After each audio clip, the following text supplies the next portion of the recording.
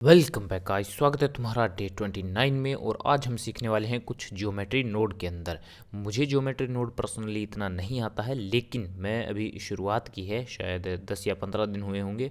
तो मैंने एक यूट्यूब के ऊपर वीडियो देखी थी, वो इफेक्ट मुझे बहुत अच्छा लगा। वो ज्योमेट्री नोड के अंदर तो बहुत आसान है, लेकिन जो पार्टिकल सिस्टम है उसके अंदर थोड़ा सा मतलब मुश्किल तो नहीं कहूँगा, लेकिन उसके अंदर सिस्टम हैवी हो जाता है और इतना अच्छा रिजल्ट नहीं आता। मैंने पार्टिकल सिस्टम के अंदर वो जो इफ़ेक्ट है वो बनाया है, लेकिन ज्योमेट्री नोड के अंदर वही सेम इफ़ेक्ट थोड़ा सा आसान है मेरे हिसाब से। कैलकुलेशन में वैसे तो थोड़ा अलग हो सकता है, लेकिन जो सिस्टम की रिक्वायरमेंट है उसके हिसाब से वो बहुत आसान है।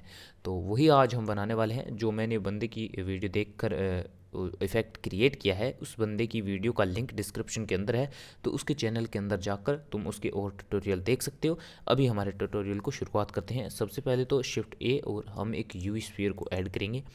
मैं अपनी जो कीबोर्ड शॉर्टकट की है उसे ऑन कर देता हूँ, हाँ, जो कि पहले से ही ऑन है और मुझे पता नहीं था। सबसे पहले हम एक और क्यूब ऐड करेंगे। मैं तुम्हें बताऊंगा कि क्यूब हमने क्यों ऐड की है। सबसे पहले एक विंडो और ओपन कर लेते हैं। विंडो ओपन करना तो तुम्हें अभी तक आ ही गया होगा, मैंने इतने बार बताया है। और अब हम लेफ़्ट में जो हमारा एक ज्योमेट्री नोड एडिटर है उसके ऊपर क्लिक करेंगे और हमारा ज्योमेट्री नोड एडिटर ओपन करेंगे। और इसे ओपन करने के बाद हम अपनी क्यूब को सेलेक्ट करेंगे और न्यू क्यूब पर क्लिक करेंगे।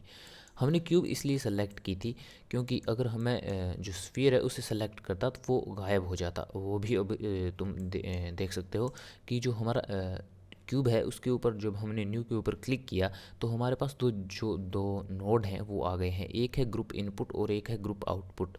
तो मैं ग्रुप इनपुट को डिलीट कर दूंगा, जिससे कि हमारी क्यूब गायब हो गई और हमारे पास जो स्फीयर है वो रह गया। अब हम इसके अंदर जो स्फीयर है उसका डेटा इसके अंदर लाएंगे। तो उसे लाने के लिए सबसे पहले ध्यान रखना, इससे इस विंडो को पिन कर देना। अगर तुमने इसे पिन नहीं किया और तुमने स्फीयर को सेलेक्ट किया तो वो गायब हो जाएगी। अगर गायब हो भी जाती है तो उसकी चिंता मत करना, क्यूब को वापस से सेलेक्ट करोगे, वो तुम्हें कलेक्शन से करना पड़ेगा क्योंकि यहाँ पर क्यूब नहीं है। तो अगर तुम यहाँ से कलेक्शन से क्यूब सेलेक्ट करोगे तो ये वापस आ जाएगा, लेकिन इसे पिन कर लेना ताकि अगर तुम कोई भी चीज़ सेलेक्ट करो तो ये यहीं पर रहे। अब हम जो स्फीयर है उसे हम अपना सीधा ड्रैग एंड ड्रॉप करेंगे और एक ऑब्जेक्ट इन्फो नोड हमारे पास आ जाएगा। इसकी जो यहाँ पर वैल्यू है उसे रिलेटिव कर देंगे। रिलेटिव हम इसलिए करेंगे क्योंकि जो हमारा स्फीयर है इसकी जो geometry location rotation scale value है वो हमारे इस ऑब्जेक्ट के हिसाब से ये ढाल ले अपने आप को और कोई दिक्कत हमें देखने को ना मिले। अभी हमें एक और नोड जो है जिसका नाम है डिस्ट्रीब्यूट पॉइंट ऑन फेसेस नाम का एक नोड है, उसे हम ऐड करेंगे। डिस्ट्रीब्यूट पॉइंट ऑन फेसेस के ऊपर तुम्हें क्लिक करना है तो ये नोड तुम्हारे पास आ जाएगा। और एक और हमें जो नोड है वो चाहिए जो कि है सिमुलेशन जोन, जो कि तुम्हें शिफ्ट ए प्रेस करोगे तो यहाँ देखने को मिलेगा। मैं सिमुलेशन जोन के बारे में मैं तुम्हें बताऊंगा, लेकिन एक बार हम एक दो नोड हैं जो कि और ऐड कर लेते हैं। न्यू के ऊपर क्लिक करेंगे और यहाँ पर जॉइन ज्योमेट्री, ये एक और नोड है, इसे यहाँ पर ऐड कर लेंगे इनके बीच में। जब तुम इसे यहाँ पर इसके बीच में करोगे तो ये लाइन है ये हाईलाइट हो जाएगी। देखो ये हाईलाइट हो रही है। और अब हम इसकी जो ज्योमेट्री है इसे जोड़ सकते हैं। तो पॉइंट इस वायर को हम लेंगे और ज्योमेट्री के अंदर जोड़ देंगे और जो हमारा मैश है इसके अंदर हमारी ये वाली ज्योमेट्री है उसे जोड़ देंगे। तो हमारे पास, अब मैं तुम्हें इन नोड का काम बताता हूँ। ऑब्जेक्ट इन्फो नोड है वो हमें स्फीयर की जो वैल्यूज़ हैं वो प्रोवाइड कर रहा है। जो हमारा डिस्ट्रीब्यूट पॉइंट ऑन फेसेस है, ये जो नोड है ये हमें यहाँ पर पॉइंट देगा। जो इसकी फेसेस हैं इनके ऊपर जो पॉइंट है वो देगा। जो पॉइंट की वैल्यू है कि कितने पॉइंट हमारे पास होंगे वो यहाँ पर जो ये वैल्यू है इससे हम डिसाइड करेंगे। और जो हमने सिमुलेशन जोन नोड यहाँ पर इसे लिया है, इसका मतलब ये है कि ये हमें एक सिमुलेशन देगा फ्रेम बाय फ्रेम। मैं तुम्हें इसका एक एग्जांपल दूंगा अलग से। तो मैं एक अलग विंडो की फ़ाइल है वो ओपन कर लेता हूँ, जिससे कि तुम्हें और आसानी से समझ में आएगा कि एक्चुअली ये करेगा क्या। तो मैं शिफ्ट ए प्रेस करूँगा और मैश के अंदर एक स्फीयर को ऐड करूँगा और यहाँ पर एक नई विंडो को ओपन करूँगा, वैसे ही जैसे मैंने पहले किया था। ज्योमेट्री नोड एडिटर और एन प्रेस करूँगा और यहाँ पर मैं एक क्यूब को और ऐड कर लेता हूँ, ये रही। और यहाँ से इससे इसकी जो वैल्यूज़ हैं उन्हें ऐड करूँगा। तो यहाँ पर अभी तो कुछ नहीं है, लेकिन हम जो हमारा सिमुलेशन नोड है उसे ऐड करेंगे, सिमुलेशन जोन। और जो हमारा अ, क्या बोलते हैं उसे, हाँ, एक एक्सट्रूड मैश नोड है, एक्सट्रूड मैश ये रहा। और इसे हम ऐड करेंगे इनके बीच में, जो कि सिमुलेशन इनपुट और सिमुलेशन आउटपुट है, इसके बीच में ऐड करेंगे। और ये जो तुम्हें डब्बा सा दिख रहा है, ये पर्पल कलर का है, शायद कुछ ऐसा ही कलर है इसका। ये इसे एडजस्ट कर लेगा अपने हिसाब से जैसे जैसे तुम इन डब्बों को हिलाओगे।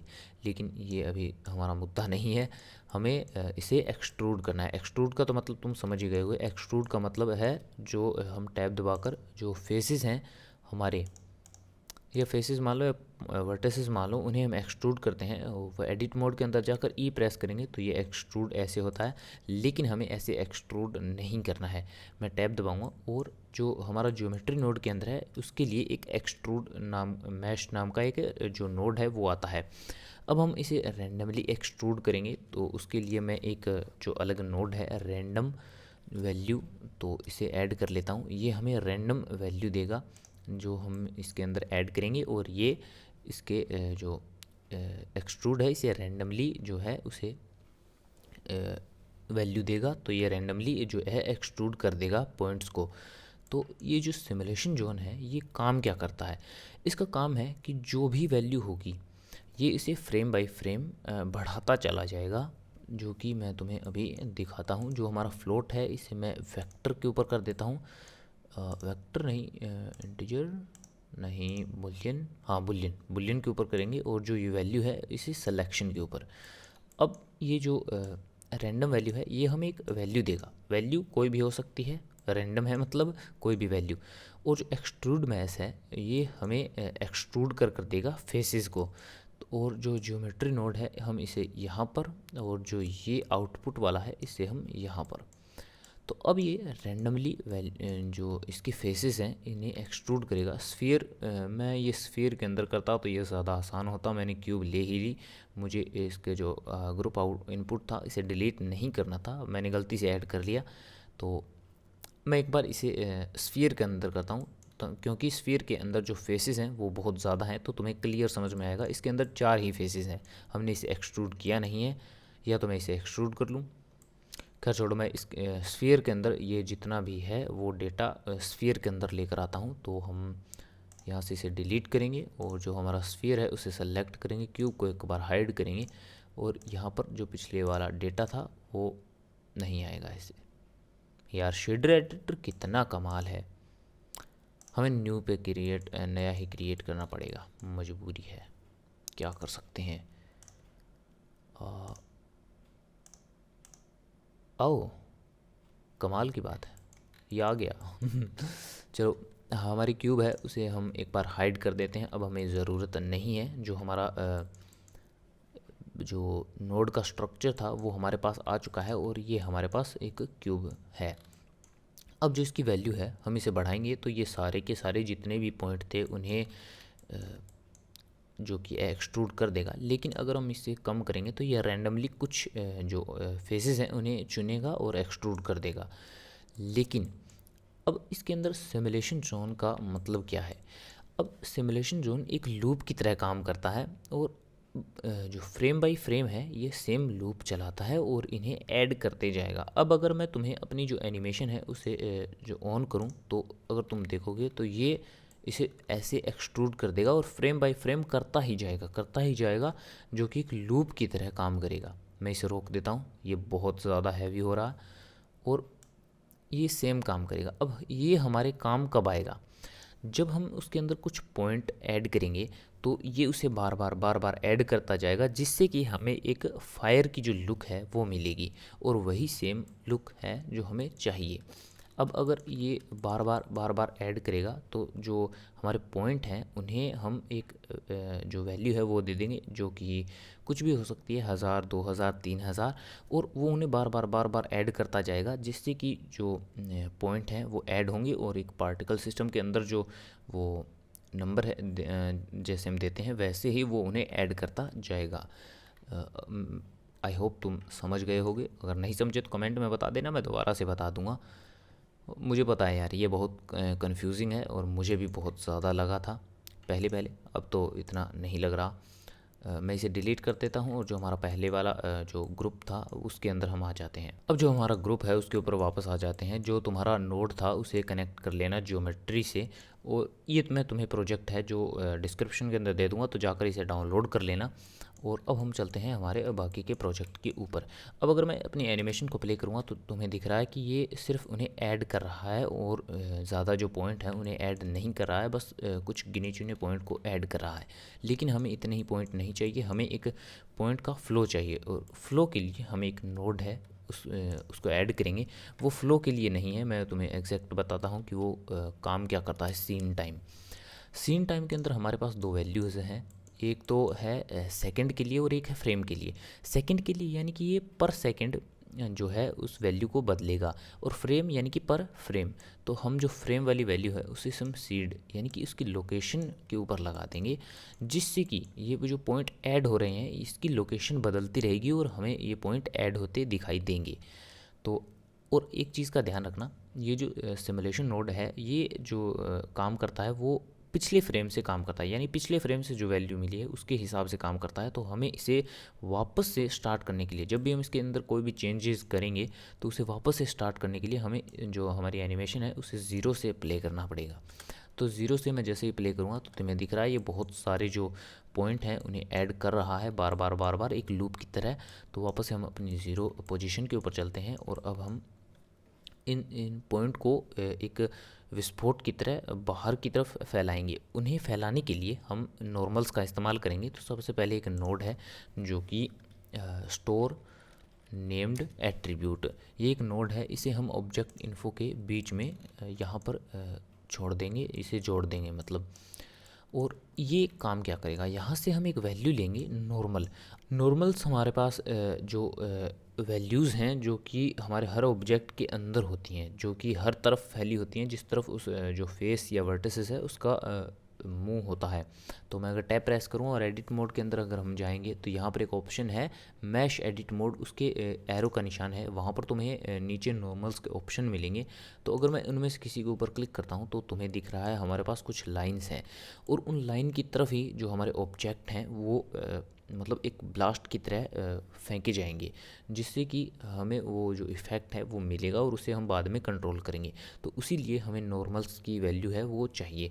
तो अब हम वापस से इसे ऑफ़ कर देते हैं, ये हमें अभी नहीं चाहिए, और वापस से हम ऑब्जेक्ट मोड के अंदर चलते हैं और यहाँ पर हमारा जो नॉर्मल है उसे वैल्यू ले लेते हैं शिफ्ट ए, और यहाँ से मैं एक जो नोड है उसे लूँगा, उसका नाम है नॉर्मल। और यहाँ से हम इस वैल्यू को लेंगे जो कि जो नॉर्मल है हम उसे नहीं अभी नहीं, यहाँ पर जो फ्लोट है फ्लोट को हम वेक्टर के अंदर कन्वर्ट करेंगे, ताकि जो यहाँ पर हमारी ये वैल्यू है यहाँ इस वैल्यू के अंदर हम ऐड कर पाएँ। और यहाँ पर जो नेम है यहाँ पर हम यहाँ पर नेम का वैसे मतलब है कि हमें किस नेम के अंदर चाहिए।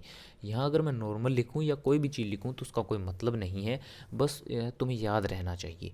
तो यहाँ पर हमने जो वैल्यू थी हमारी नॉर्मल वो ले ली है, और अब हमें उसे ऐड करना है यहाँ पर बीच में। तो अब बारी है हमारे नॉर्मल जो वैल्यू हमें मिली है उसे यूज़ करने की। तो हम एक और नोड है उसे ऐड करेंगे जिसका नाम है सेट पोजीशन।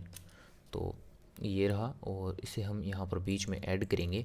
अब अगर मैं इस जो एनिमेशन है उसे फॉलो मतलब प्ले करूँ तो शुरुआत से, तो हमारे z की जो वैल्यू है मैं अगर उसे बढ़ा दूँ थोड़ा सा, तो जो हमारे पार्टिकल हैं वो z की तरफ मूव होने लगेंगे, क्योंकि हमारी पोजीशन है वो z की तरफ दी हुई है। तो मैं अगर इसे प्ले करूँगा तो जो हमारे ऑब्जेक्ट हैं वो z की जो वैल्यू है उसकी ओर मूव कर रहे हैं, लेकिन हमें उन्हें ऐसे मूव नहीं करना है, उसके अंदर कुछ वेरिएशन लानी है। हम उसके अंदर जो नॉइज़ टेक्सचर है उसे ऐड करेंगे। तो सबसे पहले तो जो इसकी वैल्यू है हम इसे ज़ीरो कर देंगे, और यहाँ पर एक जो नोड है उसे ऐड करेंगे जिसका नाम है नेम्ड एट्रीब्यूट, नेम्ड एट्रीब्यूट। अब इसके अंदर जो हमने पहले नॉर्मल की वैल्यू जो सेलेक्ट करी थी वो ही वैल्यू हमें देनी है जो नाम तुमने उसके अंदर रखा था। मैंने उसके अंदर नॉर्मल रखा था तो तुम भी नॉर्मल ही लिखना। और यहाँ पर ध्यान रखना जो हमने वहाँ पर वेक्टर सेलेक्ट किया था तो यहाँ पर भी वेक्टर ही होना चाहिए। और जो हमारी इसकी वैल्यू है एट्रीब्यूट की, हम उसे ऐड करेंगे जो हमारी ऑफसेट की वैल्यू है वहाँ पर। और अब हमें जो एक वैसे यहाँ पर हमें एक और नोड है जो कि क्रिएट करना पड़ेगा, उसका नाम है वेक्टर मैथ नोड। वेक्टर हमें वेक्टर नोड भी चाहिए, ये भी मैं बताऊंगा कि हमें क्यों चाहिए, और एक हमें चाहिए वेक्टर मैथ नोड जो कि हमारा वेक्टर मैथ, हाँ ये रहा। तो मैं इसे यहाँ पर ऐड करूँगा और यहाँ पर जो ये वाला वेक्टर है इसे यहाँ पर ऐड करूँगा, और इसकी वैल्यू को हम ऐड के ऊपर ही पड़ा रहने देंगे। और ये जो निचले वाला वेक्टर है इसे हमने इसलिए ऐड किया है क्योंकि ये हमारा ग्रेविटी का काम करेगा। अगर मैं इसकी वैल्यू को कम करूँगा तो ये नीचे की तरफ आएगा, और अगर मैं इसकी वैल्यू को बढ़ाऊँगा तो ये हमारे पार्टिकल को ऊपर की तरफ भेजेगा। इसीलिए मैंने इसे ऐड किया है। और जो हमारा नेम्ड एट्रीब्यूट है वो तुम्हें पता ही है, जो इफ़ेक्ट क्रिएट करेगा हमारे पार्टिकल को बाहर की तरफ फेंकेगा। लेकिन ये अभी बहुत ज़्यादा फास्ट है, तो हम इसकी जो स्ट्रेंथ है उसे कम करेंगे, और उसे कम करने के लिए जो हमारा वेक्टर है उसे हम डुप्लीकेट करेंगे और इसके बीच में ऐड कर देंगे। अब इसकी जो वैल्यू है उसे हम ऐड नहीं करेंगे, हम इसे स्केल के ऊपर करेंगे और इसकी वैल्यू को हम कम करेंगे। अभी इसकी वैल्यू बहुत ज़्यादा है तो मैं 0.1 कर दूंगा, जिससे कि ये बहुत ही स्लो मूव करेगा जैसा कि तुम्हें दिखाई दे रहा है। और अब हम इसके अंदर जो नॉइज़ है वो क्रिएट करेंगे और जो वेरिएशन है वो क्रिएट करेंगे। तो सबसे पहले तो यहाँ पर हम एक नॉइज़ टेक्सचर को ऐड करेंगे, नॉइज़ टेक्सचर, और उसके बाद हम एक वेक्टर को ऐड करेंगे उसे अलाइन करने के लिए। वेक्टर वेक्टर मैथ ऐड, ये रहा। और जो हमारा नॉइज़ टेक्सचर है ये सिंपल वाला, तो इसके अंदर हमें जो नॉइज़ टेक्सचर है वो सही तरीके से नहीं मिलेगा। तो हम 3D से इसे 4D के ऊपर क्लिक करेंगे और इसका जो स्केल है उसकी वैल्यू को हम कम कर देंगे। जो इसकी स्केल की वैल्यू है उसे तुम अपने हिसाब से एडजस्ट कर कर देख सकते हो कि तुम्हें कैसी वैल्यूज़ जो मतलब इफ़ेक्ट है वो मिल रहा है। वो तुम्हारे ऊपर है कि तुम्हें कितनी वेरिएशन चाहिए। और जो W है उससे हम इसकी जो स्ट्रेंथ है उसे कंट्रोल करेंगे, जो इसकी जो नॉइज़ है उसे कंट्रोल करेंगे। तो हमें जो इफ़ेक्ट चाहिए वो अभी फ़िलहाल कुछ ऐसा है, लेकिन अभी जो हमारे पार्टिकल हैं वो एक मतलब स्फीयर के आकार में फैल रहे हैं, लेकिन हमें ऐसा नहीं चाहिए। तो मैंने तुम्हें इसकी वैल्यू, वेक्टर की वैल्यू जो कही थी उसे हम थोड़ा अगर ऊपर की तरफ बढ़ाएंगे तो जो हमारे पार्टिकल है वो ऊपर की तरफ जाने लग जाएंगे, लेकिन हमें ऐसा भी नहीं चाहिए। हमें थोड़ी इसके अंदर जो है वेरिएशन चाहिए। तो उसे क्रिएट करने के लिए हम पहले अपने नॉइज़ टेक्सचर नोड है उसे ऐड करेंगे। तो अब हम अपने नॉइज़ टेक्सचर है उसे ऐड करेंगे, और उसे ऐड करने के लिए जो हमारा वेक्टर मैथ नोड है उसे मैं डुप्लीकेट करूँगा और यहाँ पर हम उसे ऐड के ऊपर लगा देंगे, जो कि यहाँ पर है। यहाँ पर हम इसे, इसकी वैल्यू है नीचे वाले वेक्टर के अंदर सेलेक्ट कर देंगे। और ये जो हमने ऐड वेक्टर नोड लिया है इसका यूज़ हम करेंगे अपनी वैल्यूज़ को कम करने के लिए, -5। और ये मैंने क्यों किया है, क्यों नहीं -5 नहीं, -0.5। अगर मैं ये नहीं करूँगा तो जो हमारी इसकी पोजीशन है वो 0.5 बदल जाएगी, और वो हमें नहीं चाहिए। वो हमें -5 करनी ही पड़ेगी। जब भी हम इस नोड को ऐड करते हैं तो ये अपनी वैल्यू को 0.5 बढ़ा देता है और हमें उसे कम करना पड़ता है। तो अब हम एक और जो नोड है वो क्रिएट करेंगे, जो हमने पहले भी किया है, सीन टाइम नोड को हम क्रिएट करेंगे। और इसकी जो सेकंड की वैल्यू है उसे हम W में अटैच करेंगे, क्योंकि ये सीन टाइम नोड है ये सेकंड के हिसाब से अब जो W की वैल्यू है वो चेंज करेगा। और अब हम अपनी जो एनिमेशन है उसे वापस से प्ले कर कर देखेंगे तो तुम्हें दिख रहा है कि ये हमारे जो नॉइज़ तो ऐड हो गई है, लेकिन ये अपने चारों तरफ फैल रही है। तो जो हमारा वेक्टर नोड है उसकी वैल्यूज़ को हम बढ़ाएंगे। और याद रखना हमें अपनी सिमुलेशन को 0 से स्टार्ट करना पड़ेगा, तो तभी ये रिफ़्रेश होगा और अपनी वैल्यूज़ को वापस से एक्टिव करेगा। और अब तुम्हें दिख रहा है तो ये अपनी वैल्यूज़ को ऊपर की तरफ, जैसा कि हमें इसकी जो चाहिए थी लोकेशन, वैसे अब ये मूव कर रहे हैं पार्टिकल। तो अब हमें यहाँ पर एक चीज़ और ऐड करनी है, जो हमारी नॉइज़ है वो इसके अंदर कम है, तो हमें एक और नोड ऐड करेंगे जिसका नाम है मैथ। और इसकी जो वैल्यू है ऐड हम नहीं करेंगे, हम इसे मल्टीप्लाई के ऊपर क्लिक करेंगे और इसकी वैल्यू को मैं 2 के ऊपर सेट कर देता हूँ, जिससे कि हमारी जो नॉइज़ है वो थोड़ी और ज़्यादा फास्ट हो जाएगी।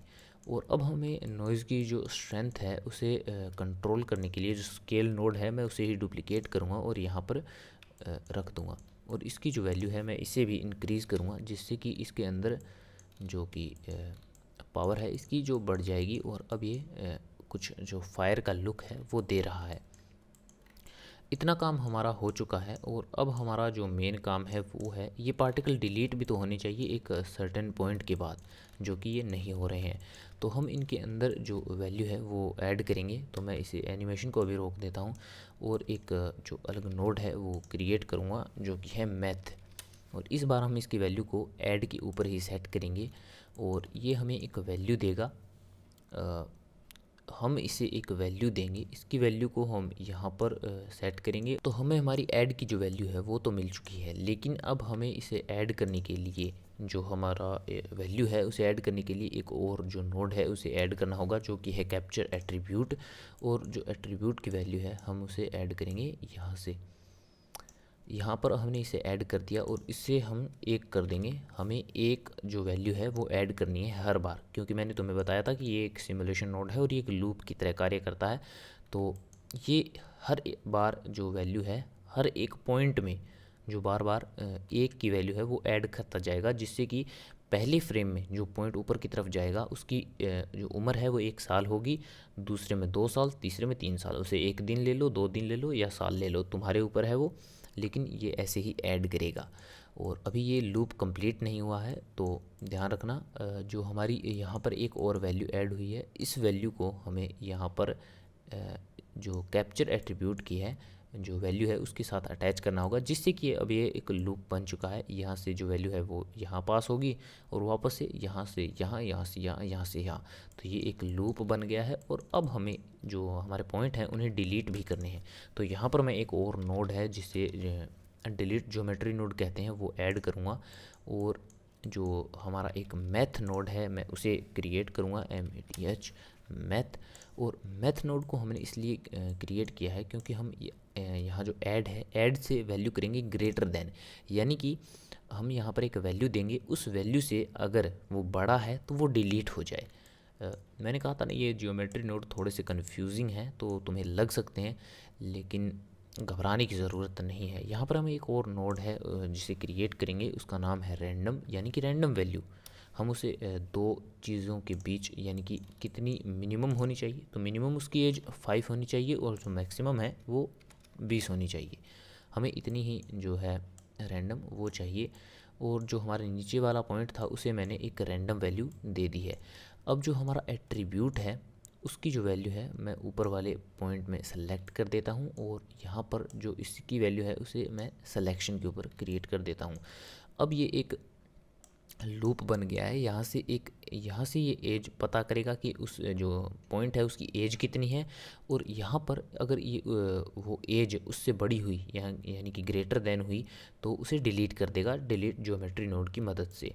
तो हमारी जो एनिमेशन है वो लगभग तैयार हो चुकी है और 20 फ्रेम के बाद जो हमारे पॉइंट हैं वो डिलीट भी हो रहे हैं। तो अब इनके ऊपर हमें मटेरियल ऐड करना है और एक चीज़ और करनी है, वो मैं तुम्हें बताता हूँ अभी। तो अब हमें एक और नोड है जो कि क्रिएट करना है, उसका नाम है instance on point. Instance on point, हाँ ये नीचे रहा। और हम इसे यहाँ पर ऐड करेंगे और यहाँ पर हमें एक और जो नोड है वो ऐड करना है। वो हम इसलिए करेंगे क्योंकि जो हमारा ब्लर इफ़ेक्ट है वो उसी की मदद से आएगा। तो जो कौन है हमारा उसे हम जो इंस्टेंस है यहाँ पर ऐड कर देंगे, जिससे कि जो हमारी बॉल है उसी के जो पार्टिकल ऐड हो रहे थे वहाँ पर कौन है, जो कौन की शेप है उसके आकार के जो पार्टिकल हैं वो ऐड हो जाएंगे। इसका जो फिल टाइप है हम इसे नन कर देंगे और जो वर्टिसेस हैं जो कि मैंने तुम्हें पहले बता रखा है उसे हम 3 कर देंगे। और अब जो इसकी रेडियस है यानी कि साइज़ वो मैं कम कर दूंगा, 0.02 कर दूंगा। और इसकी डेप्थ यानी कि जो इसकी लंबाई है वो मैं इसे 0.2 कर दूंगा, जिससे कि ये छोटा हो जाएगा। और अब हमें जो पॉइंट है उसके सहारे जो इनकी रोटेशन है, अब ये बिल्कुल स्ट्रेट ऊपर की तरफ जा रहे हैं, लेकिन इनकी जो रोटेशन है वो भी हमें चेंज करनी है उन पॉइंट के हिसाब से। तो उसे चेंज करने के लिए हमें जो यहाँ पर जो वेक्टर की वैल्यू थी जिससे हम ऐड कर रहे थे वो यहाँ पर ऐड करेंगे। यहाँ पर हमने पहले ही इन जो नॉर्मल है इसकी वैल्यू दे दी थी रोटेशन के लिए, तो इसकी वैल्यू को हम यूज़ करेंगे और जो यहाँ से वेक्टर जो ऐड वैल्यू है वहाँ से इसे यहाँ पर कनेक्ट करेंगे, और जो ये वेक्टर वैल्यू है यहाँ से वेक्टर से एक वैल्यू लेंगे, मतलब एक नोड को ऐड करेंगे जिसका नाम है अलाइन यूलर टू वेक्टर, ये रहा। तो यहाँ से हम इसे ऐड करेंगे और यहाँ से इसकी रोटेशन की वैल्यू है इसे यहाँ पर अटैच करेंगे। और ध्यान रखना यहाँ पर ये जो पॉइंट है ये वेक्टर के अंदर सेलेक्ट हो, क्योंकि हमें इसे वैल्यूज़ देनी है। तो अब हमारे जो पॉइंट हैं वो स्ट्रेट नहीं, जो कि हमारे पॉइंट की डायरेक्शन थी उसी में मूव हो रहे हैं, और जैसा कि हमें चाहिए था। अब बारी है इसके अंदर मटेरियल ऐड करने की। तो मटेरियल ऐड करना बहुत ही आसान है। जस्ट तुम्हें अपने मटेरियल टैब के अंदर आना है, यहाँ पर न्यू पर क्लिक करना है और यहाँ पर सरफेस के पास जो तुम्हें ग्रीन निशान दिख रहा है उसके ऊपर क्लिक करना है और एमिशन के ऊपर क्लिक करना है। यहाँ से कलर चूज़ करना है जो भी तुम्हें चाहिए और स्ट्रेंथ इसकी तुम्हें सेलेक्ट करनी है। बस तुम्हारा काम हो गया। यहाँ से तुम्हें एक नोड जो कि ऐड करना है जिसका नाम है नहीं, नोड नाम नहीं है उसका, उसका नाम है सेट मटेरियल। तो इसे चूज़ करना है और यहाँ से जो मटेरियल तुमने बनाया है उसे सेलेक्ट करना है। तो हमने अपना मटेरियल तो ऐड कर दिया है, लेकिन अभी ये इतना फायरी लुक नहीं दे रहा है। उसका एक कारण है, जो कि हमने वैल्यू सेट कर रखी है वो बहुत ही लो है। तो अगर मैं इसकी डेंसिटी को 5000 कर दूं तो ये बहुत ज़्यादा हैवी हो जाएगा मेरे कंप्यूटर के लिए, और मुझे लगता है आपके कंप्यूटर के लिए भी। तो हम इसे एक अलग ही जो कैलकुलेशन है उसके हिसाब से इसकी जो वैल्यूज़ हैं वो बदल देंगे। तो मैं तुम्हें दिखाता हूँ। अभी तो ये बहुत ज़्यादा लैगी होगा, लेकिन इसका जो इफ़ेक्ट है वो बहुत कमाल का होगा। तो मैं इसे एक बार रोक देता हूँ और तुम्हें दिख रहा है तो मेरा व्यू पोर्ट बिल्कुल भी हैंग हो चुका है। मैं उसके सही तरीके से काम भी नहीं कर पा रहा हूँ। तो उससे हमें निपटने के लिए एक और नोड है उसे क्रिएट करना पड़ेगा। तो उसका नाम है स्विच नोड। ये हमारी मदद करेगा, मैं तुम्हें अभी बताता हूँ। सबसे पहले हम एक और नोड क्रिएट करेंगे जिसका नाम है इस व्यू पोर्ट। तो इस व्यू पोर्ट की वैल्यू को यहाँ पर हम स्विच के ऊपर ऐड करेंगे और इस व्यू पोर्ट हमें बताएगा कि हम अभी व्यू पोर्ट के अंदर हैं। तो अगर हम व्यू पोर्ट के अंदर हैं तो जो हमारी वैल्यूज़ हैं यहाँ से जो कौन नहीं, ये जो हमारी पहले वाले जो पॉइंट थे उन्हें ऐड कर देगा और वो ट्रू हो जाएंगे, और जो हमारे इंस्टेंस थे वो फॉल्स हो जाएंगे। तो अगर हम रेंडर व्यू में होंगे तो जो हमारे कौन है वो रेंडर होंगे, लेकिन जो पॉइंट थे वो हमारे अब व्यू पोर्ट के अंदर रेंडर होंगे। तो आई होप तुम्हें समझ में आ गया होगा, ये इतना कन्फ्यूजिंग नहीं था। और मैं तुम्हें लास्ट में इसका प्रीव्यू दिखाता हूँ कि ये बना कैसे है। तो मिलते हैं प्रीव्यू में।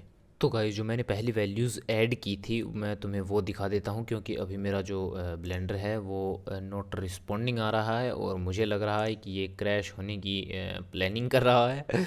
तो ये प्रोजेक्ट तो गया। और सबसे बड़ी बात, मैंने इसे सेव नहीं किया, मैं सिर्फ इसके ऊपर लगा रहा और अब ये मेरे पास नहीं होगा।